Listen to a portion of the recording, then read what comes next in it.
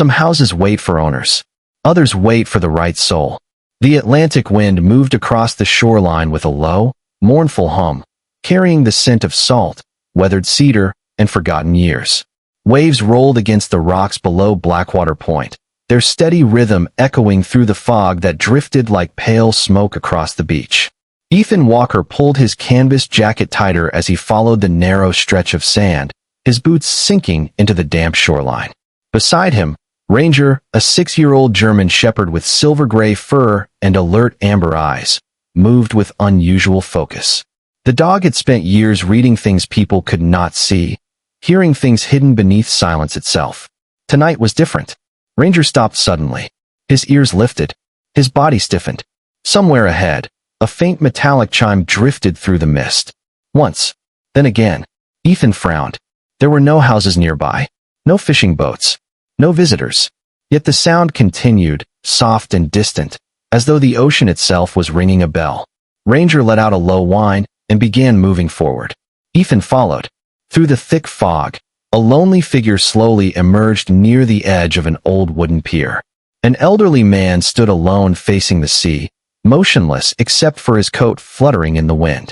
Above him, a rusted bell swayed gently despite the still air around it. And for reasons Ethan could not explain, it felt as though both the bell and the old man had been waiting for him to arrive. The old man did not turn immediately. He remained facing the dark ocean as another wave rolled against the rocks below, sending a whisper of foam across the moonlit shoreline. The rusted bell above him swayed once more, releasing a soft note that seemed too clear for the heavy fog surrounding them. Ranger stopped a few feet away and sat quietly, his amber eyes fixed on the stranger. For several long seconds, nobody spoke. Then the old man smiled faintly and said, "I was beginning to wonder if the bell still worked." His voice was rough with age but carried a warmth that felt strangely familiar. Ethan stepped closer. The man appeared to be in his early 80s, tall despite a slight bend in his shoulders. A navy wool coat hung loosely from his frame, and a weathered knit cap covered his silver hair. Deep lines marked his face, not from bitterness but from decades of wind, salt, and sunlight. "You live around here?" Ethan asked. The old man chuckled softly. "Long enough for the sea to know my name." Ranger rose and slowly approached him. Ethan watched carefully. His dog trusted very few people immediately. Yet the shepherd lowered his head and allowed the old man to scratch gently behind one ear. "Well now," the stranger said. "You have good instincts, my friend." Ranger's tail moved once. Ethan could not remember the last time that happened with someone they had just met. The old man extended a hand. "Walter Brennan." Ethan shook it. The grip was thin but steady. "Ethan Walker." Walter glanced toward the shoreline and nodded toward a narrow path disappearing into the fog. "I have fresh coffee at home. Too much for one man. You look like you could use a warm place for an hour." Ethan hesitated. Life had taught him caution. Yet something about Walter felt genuine. Perhaps it was the loneliness behind his eyes. Or perhaps it was the fact that Ranger was already looking down the path as if he had accepted the invitation before Ethan had. They followed Walter along a winding trail lined with sea grass and weather-beaten fences. The fog slowly thinned, revealing a stretch of coastline that seemed untouched by time. After nearly half a mile, the silhouette of a house emerged from the mist. Ethan stopped. The place looked as though it belonged inside a painting. A 2-story cedar home stood on a bluff overlooking the Atlantic. Its wraparound porch faced the ocean. White shutters framed tall windows glowing with golden light. Beyond the house stood a small lighthouse, no more than 30 feet tall, its faded red roof visible against the night sky. "That lighthouse stopped working years ago," Walter said quietly, noticing Ethan's gaze. "But I never had the heart to tear it down." As they approached the porch, Ranger suddenly slowed. His ears lifted. His attention locked onto something near the lighthouse. The dog stood perfectly still, listening. Ethan followed his gaze but saw nothing except drifting fog and the dark outline of the old structure.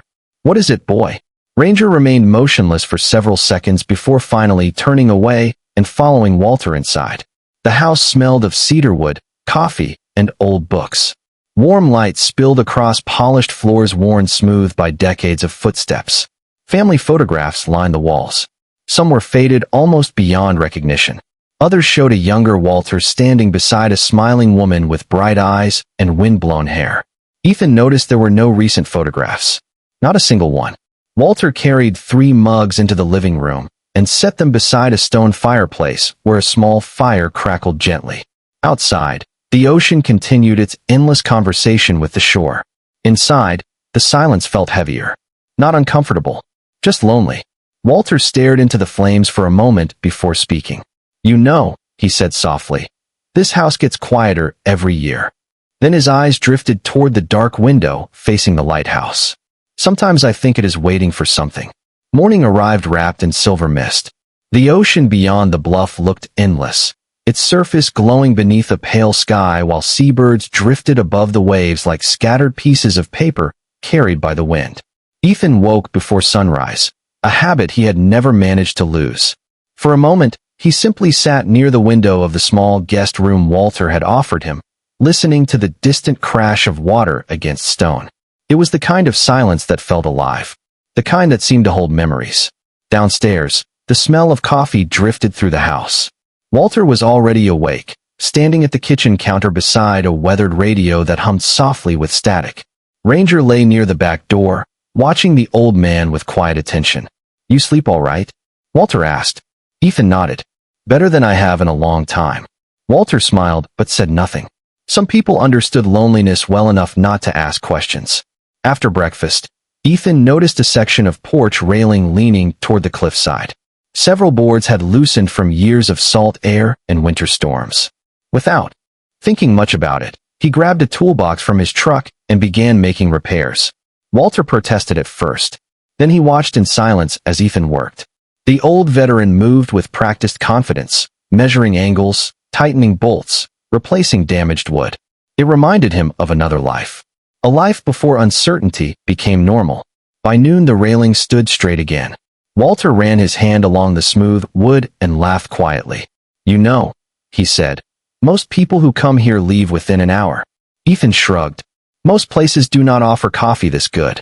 The old man's laughter echoed across the porch and disappeared into the sea breeze. For the first time, the house seemed warmer. The following days slipped into an easy rhythm. Ethan repaired loose shutters. He fixed a leaking section of roof above the lighthouse storage shed. He restored an old weather vane that had not turned properly in years. Walter never asked him to stay. Somehow that made it easier to remain. Each evening they sat on the porch watching the sunset spill gold across the Atlantic while Ranger rested nearby. Yet something continued to bother Ethan. Every afternoon, without fail, Walter walked to the mailbox at the end of the gravel driveway. Every afternoon, he opened it slowly. And every afternoon, he returned empty-handed. One evening Ethan finally asked. Walter stared toward the horizon for several seconds before answering. "Have you ever waited so long for something that you forgot why you started waiting?" Ethan did not respond. Walter smiled sadly. "I suppose that means yes." The conversation ended there, but the question remained. Later that night, fog rolled in from the sea and wrapped itself around the lighthouse. Ethan stood near the living room window watching its faint outline disappear into the mist. Behind him, a grandfather clock ticked steadily. Ranger suddenly lifted his head. His ears rotated forward. Then he rose and walked toward the front door. Ethan followed. The dog crossed the porch and moved directly toward the lighthouse. There he stopped beside an old wooden chest sitting beneath the structure's exterior stairs. Ethan had noticed it before. Weathered. Oak. Rusted iron corners. Locked. Forgotten. Ranger sat beside it and stared. Not barking. Not scratching. Simply watching. As if he were guarding something important. Ethan called him twice. The dog refused to move. Wind brushed across the bluff. Somewhere beyond the fog, a distant bell rang once. Then silence returned. And for the first time since arriving, Ethan felt certain that Ranger had not brought him here by accident. The next morning arrived beneath a sky the color of pearl. Fog drifted across the bluff in slow ribbons, softening the edges of the sea until ocean and sky seemed to blend into a single endless horizon. Ethan carried a toolbox toward the lighthouse while Ranger walked several steps ahead, moving with the quiet certainty that had guided him there the night before. The old wooden chest remained exactly where it had been, tucked beneath the exterior staircase. Salt and time had darkened the oak nearly black. Rust traced the iron bands like veins beneath weathered skin. Ranger sat beside it again, waiting. Ethan crouched and brushed away years of sand and debris. A small brass plate was attached to the front. Most of the lettering had faded, but one word remained visible beneath the corrosion. Letters. He frowned. The chest was larger than he first realized, nearly 4 feet wide and heavy enough that it had not been moved in decades. The lock was intact, though badly worn. He considered forcing it open, but something about the place made that feel wrong. By afternoon, he found Walter sitting on the porch wrapped in a navy blanket while gulls drifted above the cliffs. "What can you tell me about the chest by the lighthouse?" Ethan asked casually. For the first time since they met, Walter's smile disappeared. His eyes shifted toward the sea. "Not much," he said quietly. "I stopped opening it a long time ago." Ethan waited. Walter eventually released a slow breath. "There are some memories that become heavier every year." The answer raised more questions than it solved. That evening, rain arrived. Not a storm, just a gentle coastal rain that tapped softly against the windows and filled the house with the scent of wet cedar. Walter sat near the fireplace reading an old book while Ethan repaired a loose cabinet hinge in the kitchen. Ranger rested beside the hearth. Everything felt peaceful until a sudden gust rattled the windows. The old man looked up immediately. His eyes moved toward the grandfather clock. 8 o'clock exactly. Without saying a word, he stood and walked to a drawer near the dining room. From it, he removed a yellowed envelope tied with faded blue ribbon. Ethan noticed his hands trembling slightly. Walter stared at the envelope for several moments before placing it back inside the drawer. "Every Thursday," he said softly. "For 60 years. Ethan looked up. "What happens every Thursday?" Walter smiled sadly. "Nothing." The answer lingered in the room long after the conversation ended. Later that night, Ethan stepped outside. Rain drifted across the bluff in silver threads. The lighthouse stood silent against the darkness. Ranger followed him to the edge of the porch, then suddenly froze. His ears lifted. His gaze locked onto the structure. Ethan listened. At first he heard only the ocean. Then another sound emerged. A faint metallic click. Not from the sea. Not from the wind. From somewhere beneath the lighthouse itself. Ranger moved forward immediately. The dog crossed the wet grass and stopped beside the old chest. Once again, he sat down and stared at it. Then he placed one paw gently on the lid and looked back at Ethan. As lightning flickered far beyond the horizon, Ethan felt the strange certainty growing stronger. Whatever Walter had been waiting for all those years was somehow connected to that forgotten chest, and Ranger had known it long before anyone else. Rain lingered through the night and into the following morning, covering the coastline in a veil of gray. The sea no longer sparkled beneath the sun. Instead, it rolled beneath the clouds with a slow, restless motion, as though carrying secrets from one horizon to another. Ethan found Walter standing beneath the porch roof, watching the waves. Neither man spoke for several minutes. The silence between them had become comfortable, like an old friendship that arrived without announcement. Ranger rested nearby, though every so often his eyes drifted toward the lighthouse.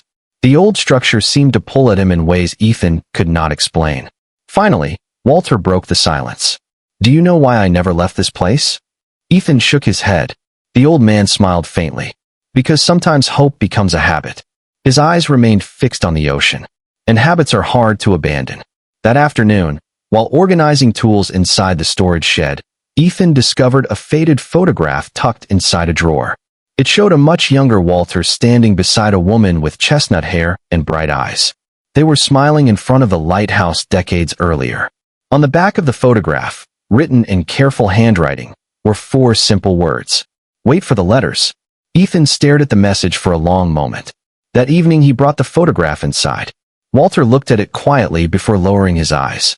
The fire crackled softly beside them. Outside, rain tapped against the windows. "Her name was Eleanor," Walter said.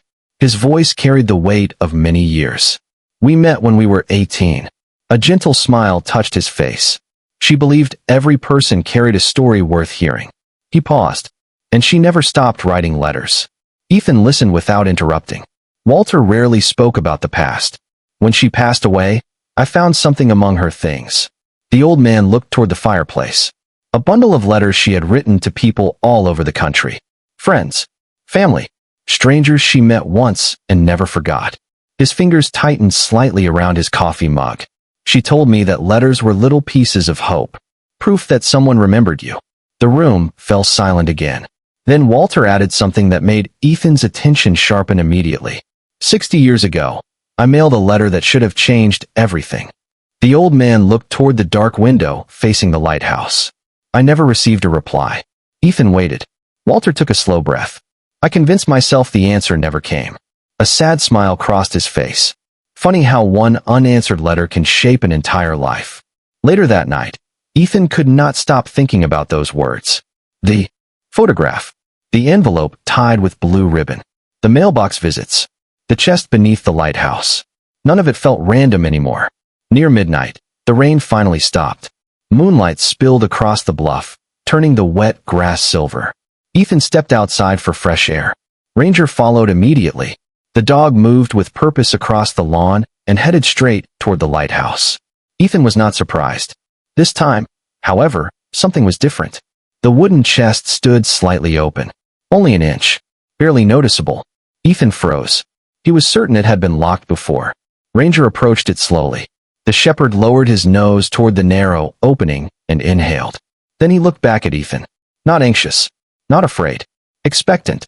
As though the dog had been waiting for this moment all along. The wind shifted across the sea.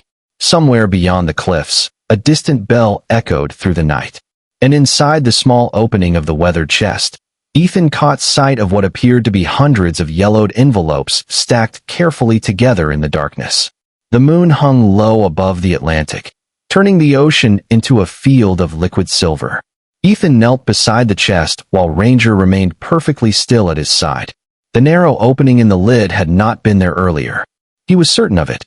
For several moments, he simply stared at the weathered wood, listening to the distant rhythm of the waves and the soft whistle of wind moving through the lighthouse railing above. Then carefully, almost reverently, he lifted the lid. The hinges groaned softly. Inside lay hundreds of envelopes bundled together with fading ribbon. Some were yellow with age. Others appeared surprisingly well preserved. Every stack had been organized with remarkable care. Names and dates filled the front of the envelopes in elegant handwriting. Ethan picked up one bundle and immediately noticed something strange. Every envelope bore a postage mark. Every envelope had been mailed. Yet many carried unopened seals. His pulse quickened. Ranger lowered his nose toward the chest and inhaled slowly before looking back toward the house. Ethan followed his gaze. A light still glowed. In Walter's living room window. For a moment, he considered waking him. Instead, he carried a single envelope inside. The name written across the front stopped him cold. Walter Brennan. The date beneath it was 60 years old. Ethan sat at the kitchen table beneath the warm glow of a hanging lamp. Rainwater still clung to his jacket. The envelope felt fragile in his hands. He turned it over carefully.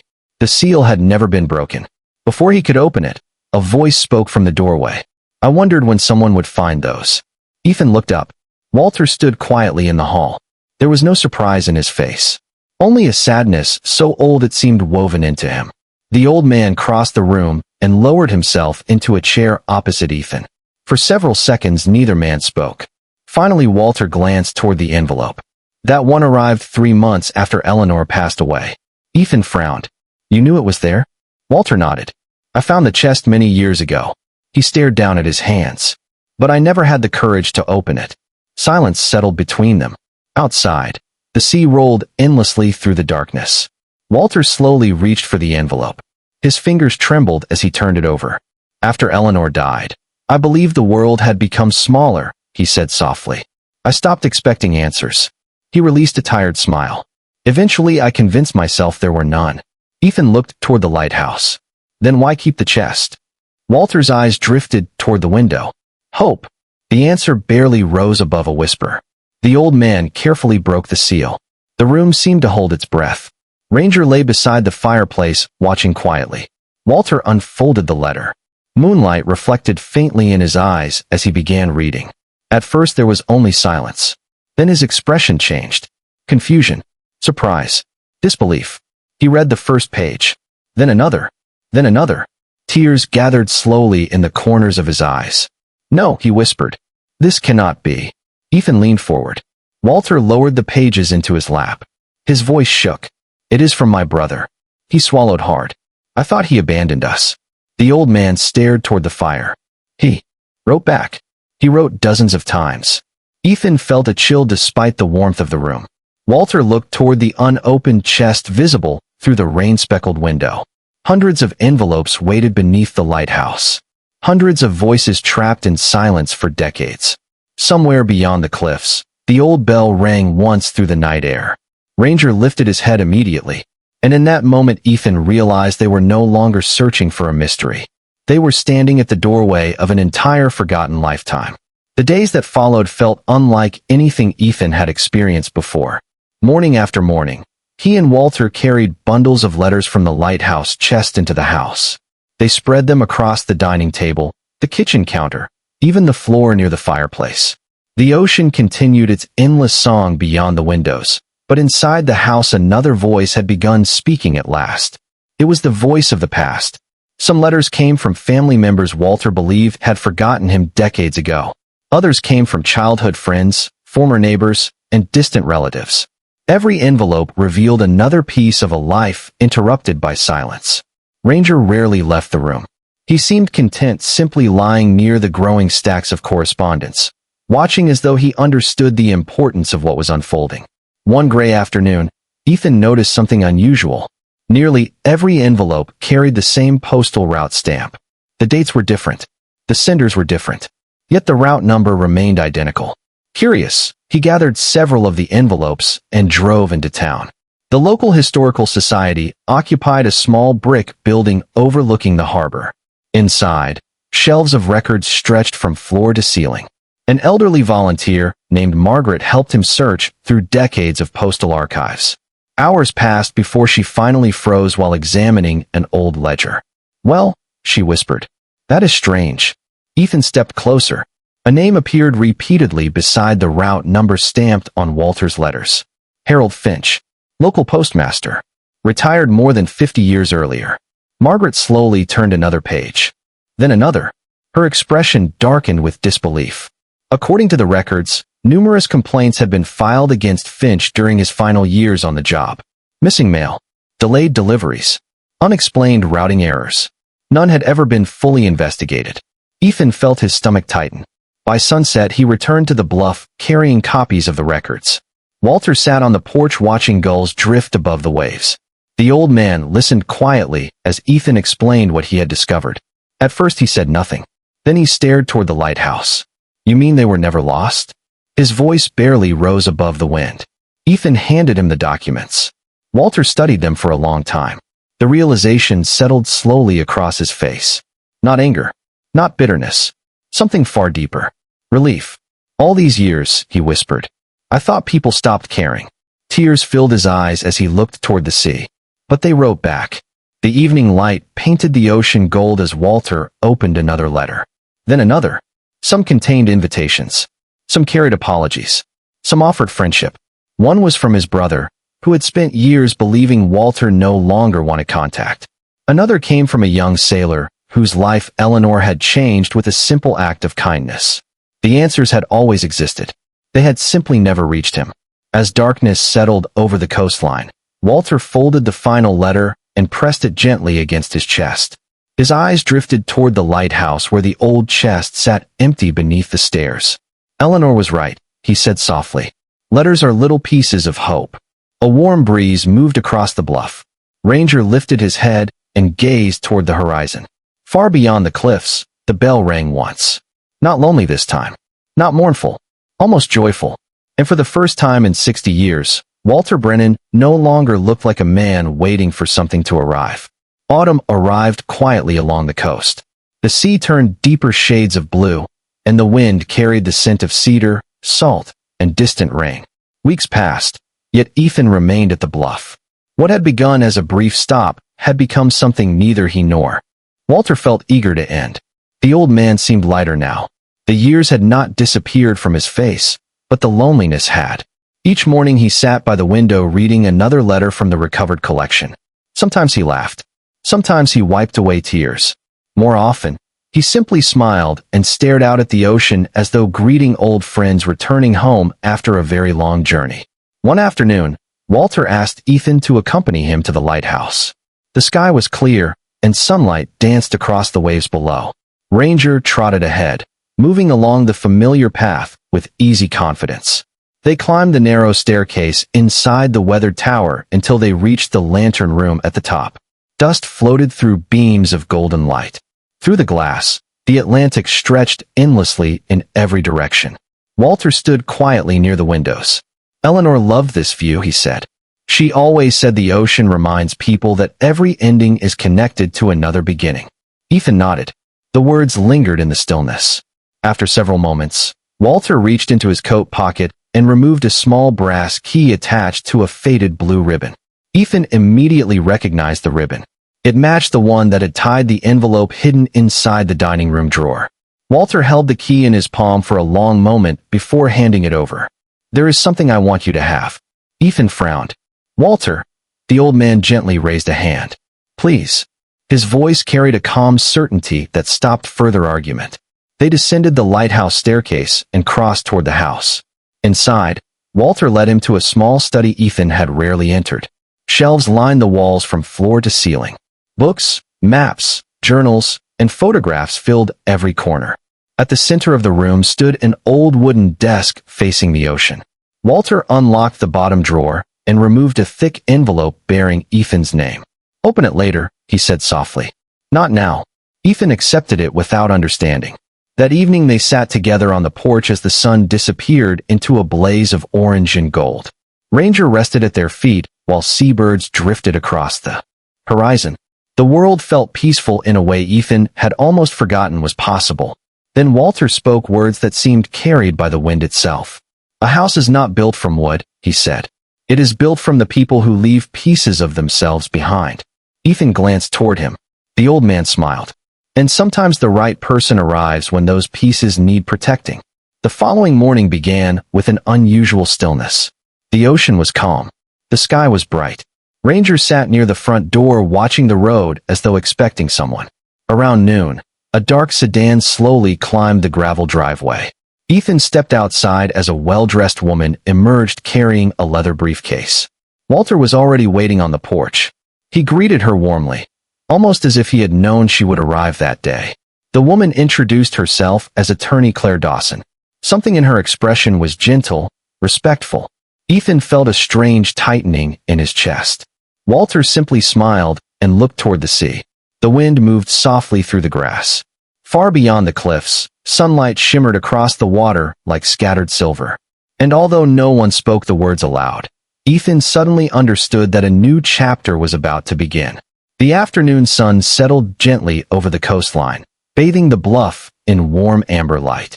Waves rolled toward shore with patient rhythm, and the sea breeze carried the scent of salt and cedar through the open windows of the house. Ethan sat quietly at the dining table while attorney Claire Dawson opened her briefcase and arranged several documents before her. Walter remained seated across from him, calm and peaceful, his weathered hands folded loosely in his lap. Ranger rested beside the fireplace, though his watchful eyes never strayed far from either man. Claire spoke softly. Several years ago, Walter prepared instructions to be carried out when the time felt right.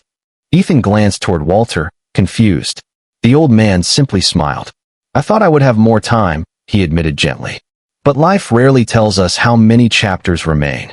Silence settled over the room. Not a painful silence. A grateful one. Claire slid a document across the table. This property, including the house, the lighthouse, and the surrounding land, has been placed in your name. Ethan stared at the papers without speaking. The words seemed impossible. Walter, the old man raised a hand. Listen first. His eyes drifted toward the ocean visible through the windows. When Eleanor was alive, she believed every lonely person deserved a place where they could feel remembered. His smile softened. For years I thought this house existed to help me remember her. He looked back at Ethan. Now I understand it was waiting for someone else. Ethan lowered his gaze. He had spent years moving from place to place, never staying long enough to belong anywhere. The idea of ownership felt less overwhelming than the idea of finally having a home. Claire then handed him the envelope Walter had given him the previous day. With trembling fingers, Ethan opened it. Inside was a handwritten letter. The paper carried the faint scent of cedar and old books. He began to read. Walter had written about the first night they met beneath the fog and the bell. He wrote about watching Ethan repair broken things without being asked, about seeing kindness offered freely when no reward was expected. He wrote that trust was not built through grand gestures, but through small acts repeated consistently. Near the bottom of the page, one sentence caused Ethan to stop reading for a moment. If you are holding this letter, then you already know the greatest gift hidden here was never the house. It was belonging. Ethan looked up. Walter's eyes glistened in the afternoon light. Neither man spoke. They did not need to. Outside, the old lighthouse stood quietly against the sky. The forgotten chest was gone now. The letters had been sorted, preserved, and shared with families who thought those voices had vanished forever. Hope had finally completed its journey. Several months later, spring arrived along the Atlantic coast. Wildflowers bloomed across the bluff. The house remained filled with warmth and laughter. Ethan had transformed the study into a place where visitors could write letters to loved ones. The lighthouse became known throughout the region as the Lighthouse Letter House. Travelers stopped by to leave messages, memories, and stories. Ranger often greeted them at the front gate before leading them toward the porch. One evening, as the sun disappeared beyond the horizon, Ethan stood beside the lighthouse watching the waves below. Ranger rested at his side. The old bell swayed gently in the wind, releasing a soft note across the water. Ethan looked toward the house, glowing warmly behind him. For the first time in many years, there was nowhere else he wanted to be. The sea stretched endlessly before him, carrying countless stories toward distant shores. And somewhere within the sound of the waves, it almost felt as though the world was whispering a simple truth. Kindness never truly disappears. Sometimes it simply takes the long way home.